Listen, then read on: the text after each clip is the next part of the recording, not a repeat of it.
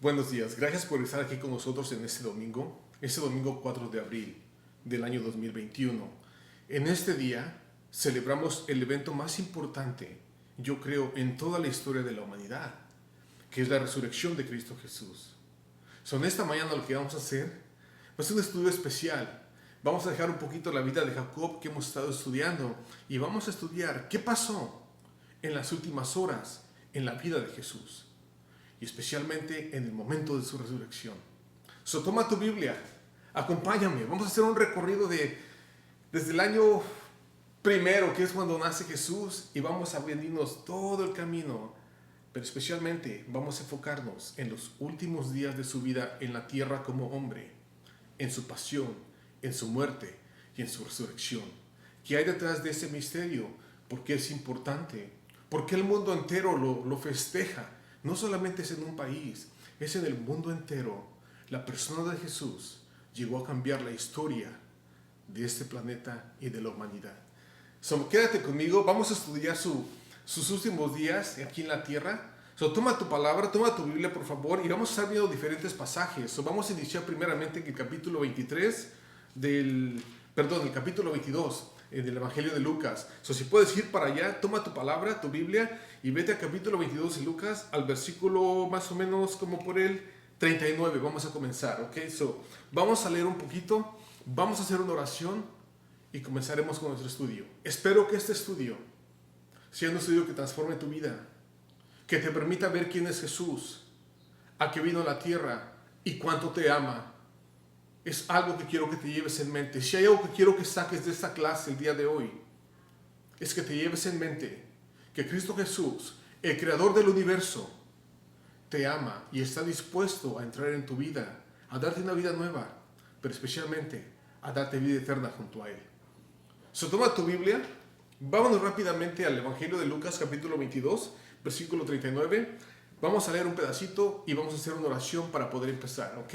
Dice así: y saliendo, se fue como solía al monte de los olivos, y sus discípulos también lo siguieron. Y como llegó a aquel lugar, les dijo: oren para que no caigan en tentación. Y él se apartó de ellos como a un tiro de piedra, y puesto de rodillas oró diciendo: Padre, si quieres pasa este vaso de mí, pero que no se haga mi voluntad, sino la tuya. Y se le apareció un ángel del cielo, confortándole. Haz una oración conmigo y continuemos con nuestro estudio. Padre, te damos gracias por este momento.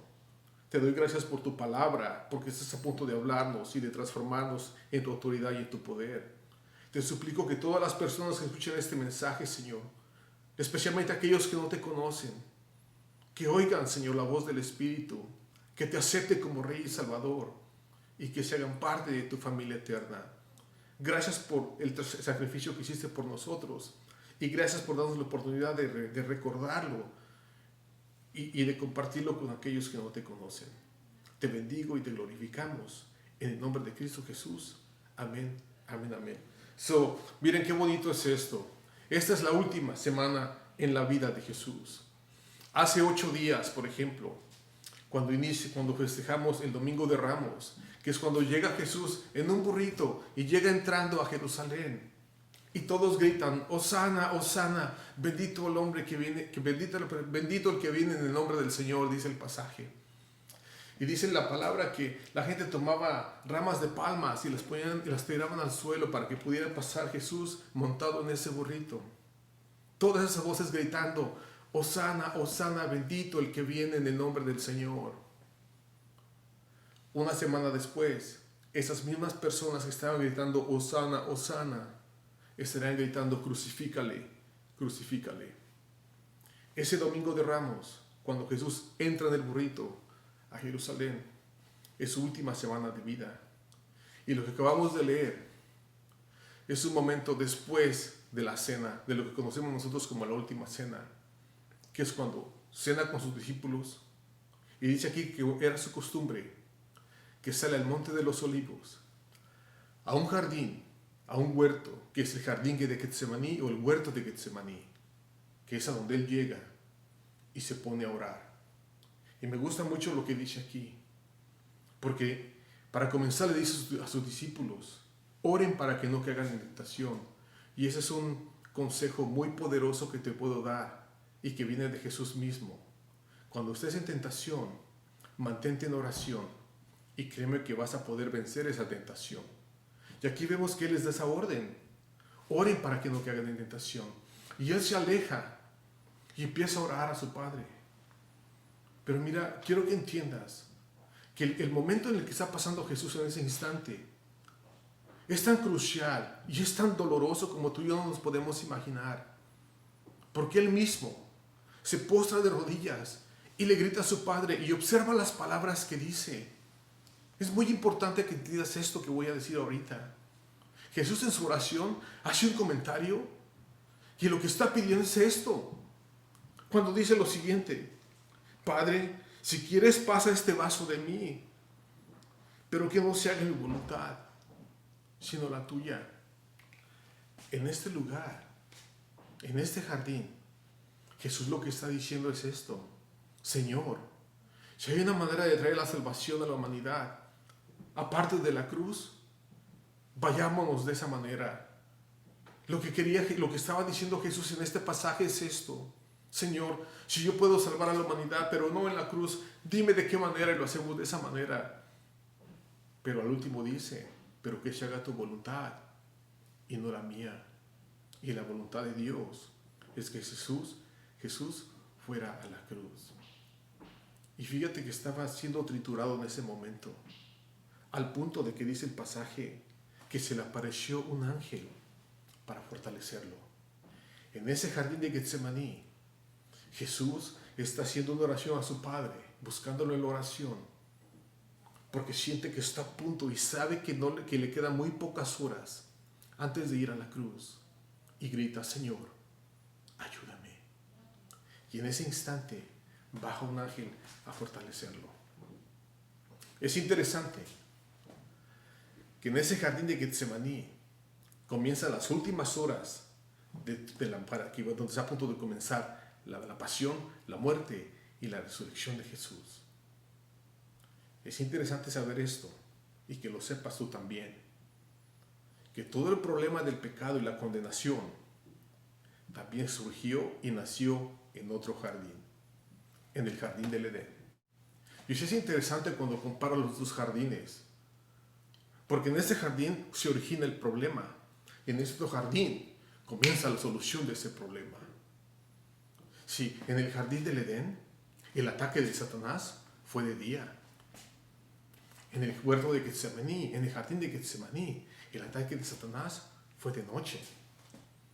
En el jardín del Edén, Adán toma el fruto y come de él.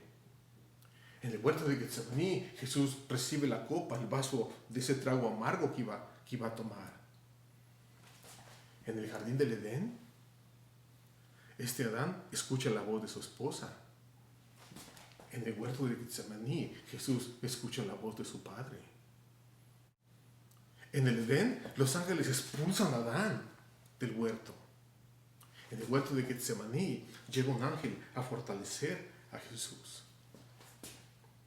En el Edén, Adán se esconde de Dios al pecar. En el jardín de Getsemaní, el Señor busca la cara de su Padre en oración. En el Edén, Adán culpa a su esposa por lo que hizo. Jesús en la cruz le grita, Señor, perdónalos porque no saben lo que hacen. En el Edén, Dios le abre un costado a Adán y saca a su mujer, saca a su esposa. En la cruz le abren al Señor el costado y brota agua y sangre y nace la iglesia. En el Edén tuvo que haberse derramado sangre para cubrir el pecado de Adán y de Eva. Pero en la cruz se derrama la sangre de Cristo Jesús por siempre para el perdón y la redención de todos los pecadores del mundo.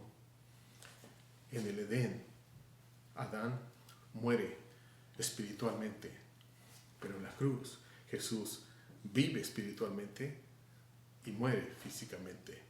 Qué interesante que los dos jardines son muy diferentes y los eventos son completamente diferentes. Pero Jesús tenía algo en mente. Desde el momento que llegó, Él sabía muy bien que tenía que derramar su sangre para el perdón de tus pecados y de los míos. Y eso es lo que sucede aquí, en este evangelio que estamos leyendo. Estas son sus últimas horas, donde está a punto de morir.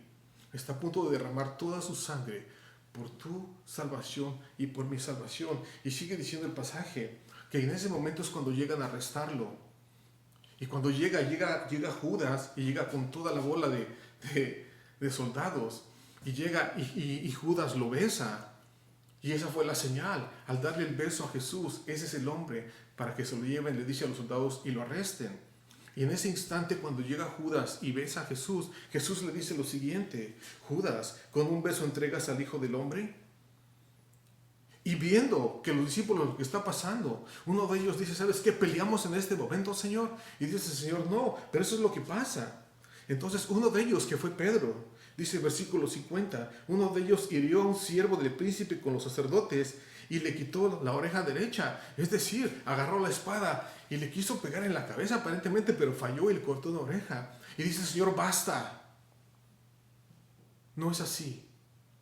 Y dice el pasaje que el Señor toma la oreja y sana al soldado. ¿Y sabes qué?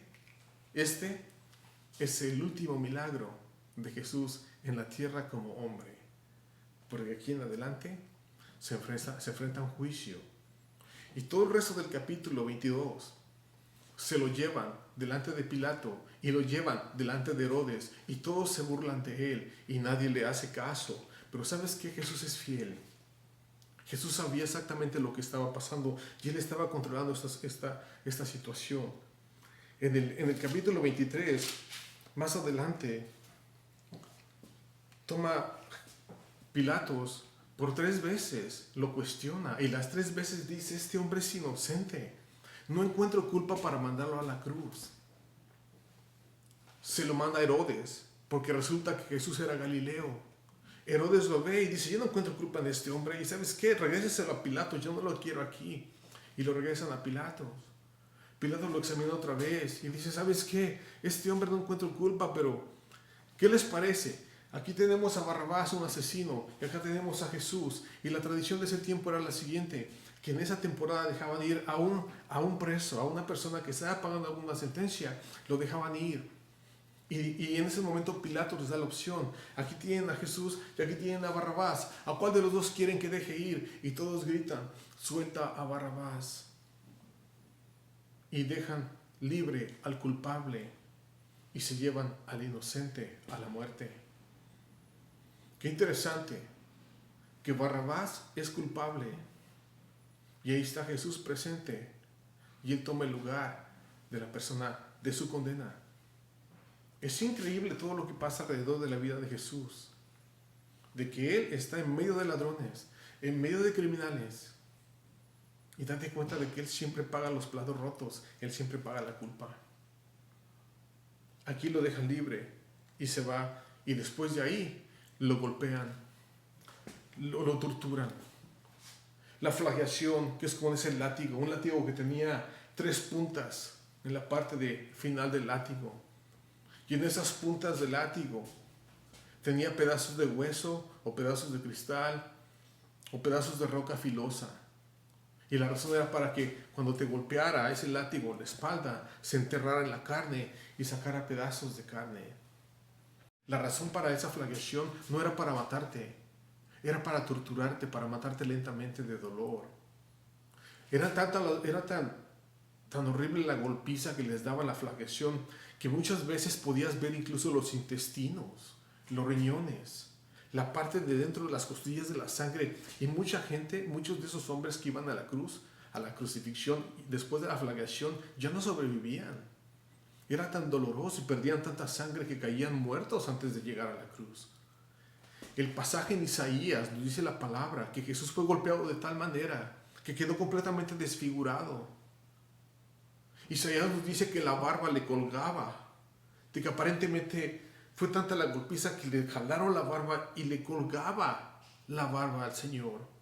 Quedó completamente desfigurado y no se podía reconocer como humano. Imagínate todo el sufrimiento que pasó. ¡Qué horrible! Y a eso vino Jesús. Cuando Jesús llegó a la tierra, en una ocasión se encontró con unos hombres y le preguntaron a él, Señor, ¿dónde vives? Dinos dónde vives. Y Jesús les dijo, síganme. Y les dijo lo siguiente, los pájaros y las zorras tienen nidos, pero el Hijo del Hombre no tiene ni siquiera dónde recargar la cabeza. Aparentemente no tenía casa el Señor.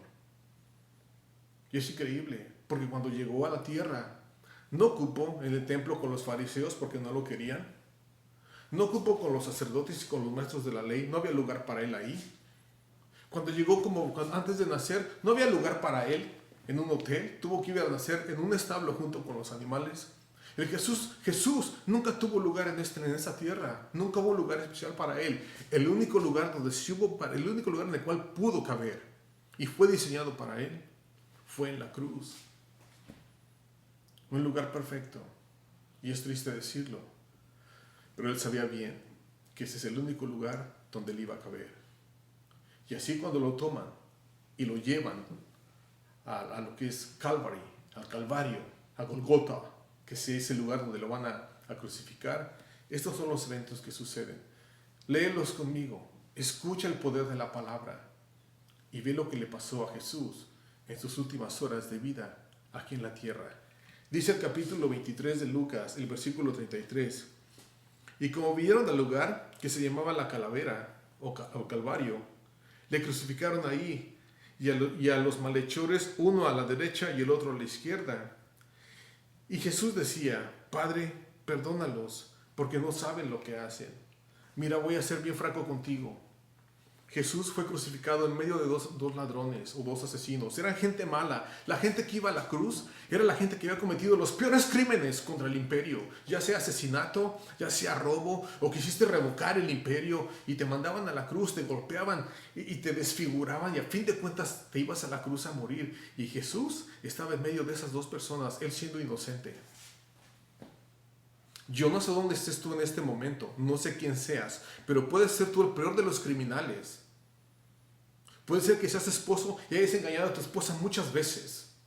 Tal vez eres asesino y has matado gente por todas partes y nadie lo sabe. Dios lo sabe. Tú tal vez seas una mujer que ha engañado a su esposo muchas veces, que ha tenido abortos, que ha cometido los peores crímenes. Escucha bien, Dios te ama. Cristo Jesús te ama, así como está entre estos dos hombres. Él está entre nosotros y te quiere. Y quiere darte una vida nueva. Quiere perdonarte por todo lo que has hecho y llevarte con Él el día que cierres los ojos a esta tierra. A eso vino Jesús. Jesús no llegó al templo. Jesús no llegó al templo a sentarse como sumo sacerdote. No, Él llegó por el pecador. Sus amigos eran ladrones, eran prostitutas, eran asesinos. Era la peor gente del pueblo, eran sus amigos. Y Él te quiere y te está buscando como amigo. Y así cuando están esos dos hombres, escucha el ejemplo de estos dos muchachos que están a punto de morir junto con Él. Tú te vas a identificar con alguno de ellos. No importa qué es lo que hayas hecho, pero todos somos culpables. Todos hemos quebrado la ley de Dios una o dos o tres o 20,000 veces. Ve lo que sucede en el capítulo 23. El versículo 39. Una vez que está crucificado el Señor con los dos asesinos, con los dos malhechores a sus lados, eso es lo que pasa. Uno de los malhechores que estaba colgado le injuriaba y le gritaba diciendo, si tú eres el Cristo, sálvate a ti y sálvanos a nosotros también. Y él respondió el otro, reprendiéndole diciendo, ¿ni aun tú temes a Dios estando en la misma condenación? Y nosotros, a verdad, justamente padecemos porque recibimos lo que merecimos, por lo que hemos hecho. Mas este hombre es inocente. ¿Sabes qué está pasando aquí? Aquí hay dos personas culpables de crímenes altos, crímenes que merecen la muerte. Uno de ellos se burla de Jesús. Al otro le pasó algo, porque se da cuenta. Y en ese instante él reconoce. ¿No te das cuenta que tú y yo estamos pagando por lo que hicimos? ¿Sabes qué está diciendo ahí? Yo soy culpable y por eso estoy aquí. ¿Y no tienes temor de Dios? Déjame preguntarte, ¿no tienes temor de Dios? ¿Sí sabías que algún día lo vas a enfrentar? Vas a enfrentar a Dios algún día y vas a rendir cuentas de lo que has hecho. Creas o no creas esto, va a suceder. Vas a enfrentar a Dios, pero tienes dos opciones para enfrentarlo. Si lo haces en vida, en este momento, puedes enfrentar a Jesús como Padre, como Dios, como Salvador. Un Padre perdona, un Padre te ama y te da 1, 2 y hasta 20 oportunidades más. Así tienes que aceptarlo, ahorita que estás vivo. Pero si mueres sin aceptarlo, lo vas a volver a enfrentar. Y esta vez no lo vas a enfrentar como padre, lo vas a enfrentar como juez. Y un juez quiere justicia. Y vas a pagar por todo lo que hiciste. ¿Ahora entiendes qué importante es esto? Que este hombre unos momentos antes de morir, se arrepiente. Y reconoce, yo soy pecador, yo estoy aquí por mis culpas. Pero tú, Jesús, tú eres inocente. No, escucha las siguientes palabras que dice, porque son muy poderosas y espero que las saborees y que las ocupes y que las apliques en tu vida si tú no crees en Cristo Jesús. Ve lo que sucede en el versículo 42. Y dijo Jesús, Señor, acuérdate de mí cuando vengas o cuando entres en tu reino. Hold on. Espérate. Este hombre se acaba de arrepentir y dice, yo soy culpable, Señor. Yo soy culpable y tú eres inocente. Pero, Señor, acuérdate de mí cuando entres en tu reino. Voy. Esa oración le cambió su eternidad. Porque hasta antes de que dijera estas palabras, iba directo al infierno por todo lo que había hecho. Pero en ese momento algo le pasa a este hombre antes de morir. Y dice dos cosas muy importantes. Para comenzar le dice, Señor. Señor, ¿me estás reconociendo como Señor? Aparentemente así lo hizo. Ya, te acepto como mi Señor. Y no solo eso, te acepto como mi Rey, porque en ese momento Él le dice, acuérdate de mí cuando entres en tu reino. Me reconoces como Señor y como Rey. ¡Wow! Sí, eso es lo que tienes que hacer. Reconocer a Jesús como Rey, como Salvador, como tu Padre, como tu amigo, como tu Redentor. Él lo es todo para ti y para mí.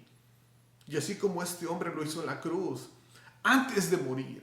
Acuérdate de mí cuando entres en tu reino. Ve la respuesta de Jesús. Qué tan poderosa es su respuesta. Jesús dice lo siguiente. Y entonces Jesús le dijo, de cierto te digo que hoy estarás conmigo en el paraíso. ¿Hoy? ¿No mañana? ¿No pasado mañana? ¿Dentro de un año? Nada. Hoy mismo. El momento que mueras, hoy mismo estarás conmigo en el paraíso. ¿Y sabes qué? Entiende esto. No hay nada que tú puedas hacer para obtener la salvación. Nada absolutamente. Puedes trabajar, puedes dar dinero a la iglesia, puedes ir todos los días a la iglesia, puedes orar todos los días, haz lo que quieras, pero no hay nada que tú puedas hacer para obtener la salvación. La salvación es automáticamente gratis por Cristo Jesús. Él te la da. Mucha gente te va a decir, tienes que hacer esto, tienes que hacer el otro, tienes que ir para allá, tienes que bautizarte, tienes que andar en bicicleta, tienes que tocar puertas, tienes que ser misionero para ser salvo. No es cierto. La salvación es 100% gratis. Y Dios te la da y lo que tú tienes que hacer es simplemente aceptar esa salvación. Este hombre en la cruz no hizo absolutamente nada por Dios. Ni siquiera fue a la iglesia, no se bautizó, no se hizo misionero, no fue a la misa, no hizo nada, absolutamente nada. Y Dios en ese instante le dice, por lo que acabas de decir, por el haberme reconocido como Señor y Salvador, hoy mismo estarás conmigo en el paraíso. El libro de Romanos, capítulo 9, nos dice lo siguiente. Si con tu boca proclamas que Jesús es el Señor y en tu corazón crees que Dios resucitó entre los muertos, alcanzarás la salvación. Si con tu boca proclamas que Jesús es el Señor, dice Romanos. Qué precioso, ¿no? Que con tu boca proclamas si Jesús es el Señor y en tu corazón crees que Dios lo resucitó de entre los muertos, vas a alcanzar la salvación. Créeme que si es así, no tienes que hacer nada. La salvación es gratis, así como este hombre la agarró. ¿Ya lo hiciste? Esto es muy importante, porque te digo una vez más, algún día lo vas a enfrentar. No importa, créeme, que creas en este momento. Tú dirás, pues yo no creo en Dios porque sabes que quiero evidencia. qué tonto es esto. Porque créeme que estás jugando con tu eternidad. Imagínate, digamos que tal vez todo eso del cristianismo, de creer en Jesús, es tonto. ¿Qué pierdes al creer en Él? No pierdes nada absolutamente. Al contrario, ganas bastante. Y si a fin de cuentas fue toda una farsa, no te pasa nada. Fue una farsa, no hay consecuencia. Pero ponte a pensar, ¿qué hay si realmente esto es cierto? Y algún día lo vas a enfrentar como Señor, como Salvador, como Padre o como juez. Tú decides cómo lo vas a hacer. Tarde o temprano lo vas a enfrentar. Y si realmente tú dices ahorita, no, no es cierto eso, y tomas ese riesgo, estás jugando ruleta rusa con tu eternidad. Porque si realmente esto es real y lo estás rechazando, créeme que va a ser la decisión más torpe que vas a cometer en toda la historia de tu vida. Decídete en ese momento. Él te está hablando en este instante. Y te ama y te dice, por eso vine a la cruz, a morir por ti porque te amo. Acepta mi regalo de salvación. No tienes que hacer nada. Él se encarga de transformar tu vida y que tú solamente tienes que seguirlo. Pero observa qué es lo que pasó en este pasaje. Vámonos más al otro evangelio, que es el evangelio de Juan 19, versículo 25 al 30. Es la secuencia de este evento. Vamos a estar jugando con esos dos versículos porque son muy importantes. Okay, es una secuencia que tienes que estar viendo qué pasó en ese ratito que no me dice Juan y Lucas me lo da. Vamos a estar así jugando. Ya nos queda poquito tiempo, pero vamos a ver cuánto más podemos cubrir, ¿ok? Ok, entonces esto es lo que pasó. El versículo 25 del capítulo 19 del Evangelio de Juan dice así. Estaban junto a la cruz de Jesús su madre, la hermana de su madre María, María mujer de Cleofas y María Magdalena. Y como vio Jesús a la madre del discípulo que él amaba, es decir, a Juan, que estaba presente, dice a su madre, mujer, he ahí a tu hijo. Después dice al discípulo, he ahí tu madre. Y desde aquella hora el discípulo la recibió consigo. Después de esto, sabiendo Jesús que todas las cosas eran cumplidas para que las escrituras se cumpliesen, dijo, tengo sed. Y qué interesante, esto realmente me conmueve, porque aquí estamos viendo al creador del universo, al creador de la lluvia, al creador de los ríos, al creador de los mares. Y dice esto, tengo sed. Yo siento que uno estaba pidiendo agua en este momento, que no es tanta la sed de agua, sino que tenía sed de ti. Dios se satisface bastante al ver cuando la gente llega a Él. Jesús muchas veces en el ministerio andaba con hambre, andaba con frío, estaba cansado, pero nunca se cansaba de recibir y de tomar a las personas que venían hacia Él. Él tiene sed, pero tiene sed de ti. Acércate a Él. Deja que te tome. Él te quiere un montón. Observa qué es lo que pasa después. Porque aquí es donde se culmina todo ese trabajo que llegó a hacer. El versículo 29 dice, y estaba ahí un vaso lleno de vinagre. Entonces ellos mojaron una esponja de vinagre y rodeada con hisopo y la llevaron a su boca para que tomaran. Y como Jesús tomó del vinagre, dijo lo siguiente, consumado es, y habiendo inclinado la cabeza, dio el Espíritu. Juan 19:30, consumado es. It is finished, dice en inglés. La palabra en griego es tetelestai, que significa pagado por completo. En este instante Jesús está en la cruz y grita, tetelestai. Miguel, tu culpa del pecado ha sido pagada por completo a través de mi sacrificio. Nada se te puede culpar, de nada se te puede culpar. Jesús en la cruz grita, todo está cumplido, todo está pagado. Si tú no has aceptado a Jesús, tienes mucha culpa y vas a rendir cuentas de eso. Pero si tú, siendo culpable, y lo reconoces como Señor, como Dios y Salvador, y lo aceptas en tu corazón, dice el pasaje que lo primero que haces es escribir tu nombre en el libro de la vida. Es decir, tu nombre va a estar escrito en el cielo. Y en el momento que mueras y llegues al cielo, van a decir, ¿cómo te llamas? Miguel Reyes. Miguel Reyes, aquí está tu nombre escrito. Bienvenido. Y vas a poder entrar. Pero si tu nombre no está en ese libro de la vida, agárrate, porque ya no hay lugar para ti. El lugar que te espera es un lugar de tormento para toda la eternidad. Ya te voy a ser franco, el cielo existe, pero también existe el infierno. Y tú decides a dónde vas a ir. Dios no manda a nadie al infierno. La gente se manda ahí por sí misma. Dios creó un puente y ese puente es Cristo Jesús y te dice, toma, si crees en mi Hijo, te doy salvación eterna junto a mí en toda la eternidad y vamos a estar en gloria. Pero si no quieres ese regalo, voy a aceptar y voy a respetar tu decisión. Pero no digas, no me culpes a mí si terminas en el infierno. Esa fue tu decisión y yo la voy a respetar y la voy a honrar, dice el Señor.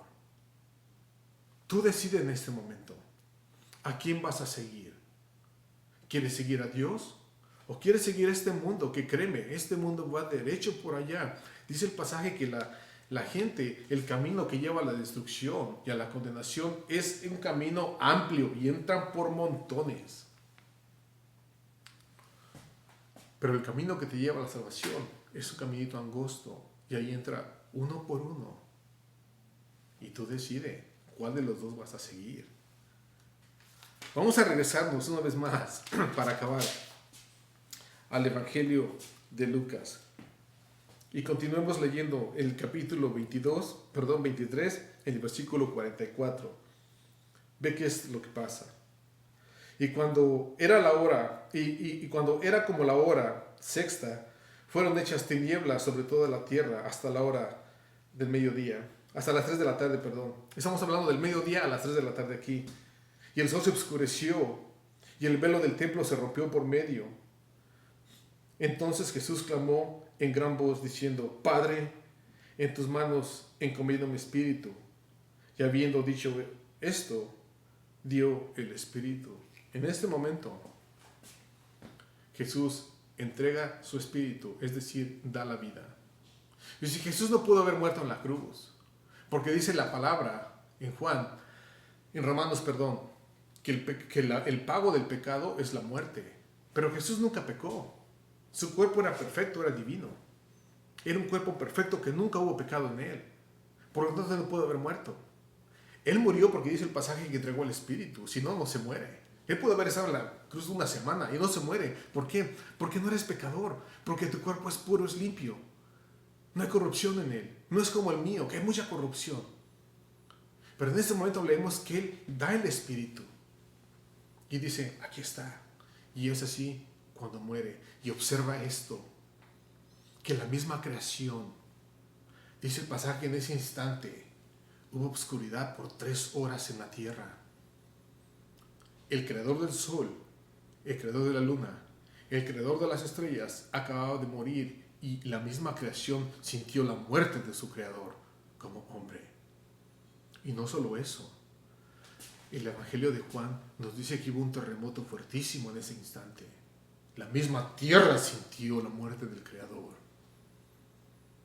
El universo, cuando Jesús se acerca y estando en la cruz grita, Dios mío, ¿por qué me has abandonado? En ese instante Jesús se hizo pecado. Y dice la palabra que el pecado no puede vivir frente a Dios o junto a Dios. Y se sintió rechazado por su mismo Padre. En ese instante, cuando a Jesús lo culpan, incluso en los juicios, y Jesús no dice nada, ¿sabes por qué no dice nada? Porque en ese momento se metió en tus zapatos y en mis zapatos, y tú y yo somos culpables. Y a mí me puedes culpar de lo que quieras, y tal vez lo soy, y no puedo decir nada. Y Jesús, al estar en este juicio, y Jesús estando enfrente de su Padre, no dijo nada, porque en ese instante tomó tu lugar y tomó mi lugar. Y él, siendo inocente, se hizo culpable. Y créeme que si rechazas este regalo que Él te da, Él no te va a forzar a tomarlo. Un regalo se da porque quieres a la persona y no se forza a la persona a tomarlo.